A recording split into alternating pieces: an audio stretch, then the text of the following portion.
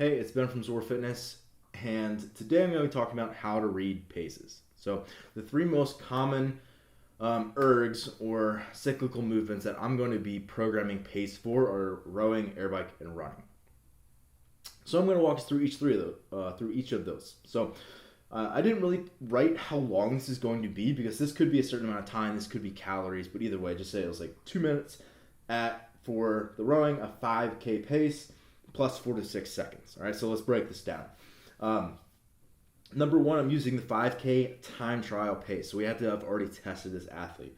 I use a 5K much more now than I use a 2K pace because there's a lot more scenarios in mixed modal work where you're going to be doing a little bit of a slower effort.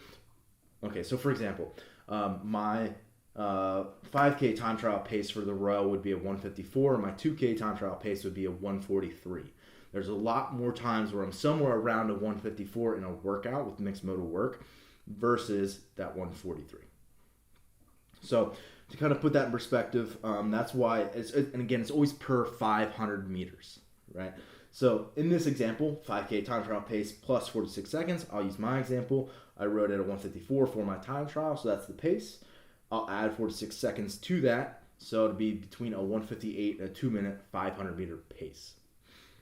Next, say it was 1 minute at a 5K time trial pace minus 3 seconds. So I'm a 154. That puts me at a 151 per 500 meter pace. AirBike.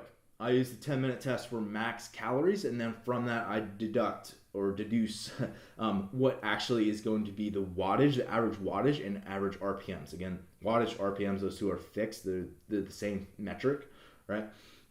Because you can't switch the gears on an airbike. So it doesn't really matter what you use, right? So these are just two different examples here. You could do 2 minutes at your 10-minute test wattage plus 30 to 50 watts. So you'll always see wattage is a bigger spread because it's a smaller unit. And then you can also do the same sort of thing at 10-minute your test pace RPMs plus 3 to 5 RPMs. Very similar there. Okay. Lastly, running. Once again, I'm using the 5K pace because think about last time that you did any sort of running in a CrossFit Metcon. Unless it's a super short workout, it's probably a pretty slow run because you usually prioritize the other movements. So again, for that reason, I'm not using like a mile time trial. I'm using instead the 5K. So example number one, at a 5K time trial pace plus 10 to 15 seconds. And again, this is always per mile.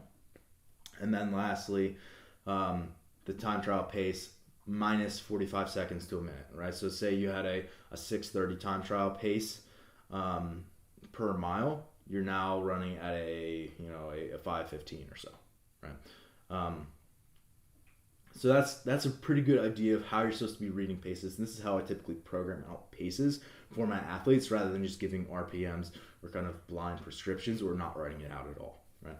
So kind of gives me what I want from my athletes and helps them to stay on track. So that's how I do paces.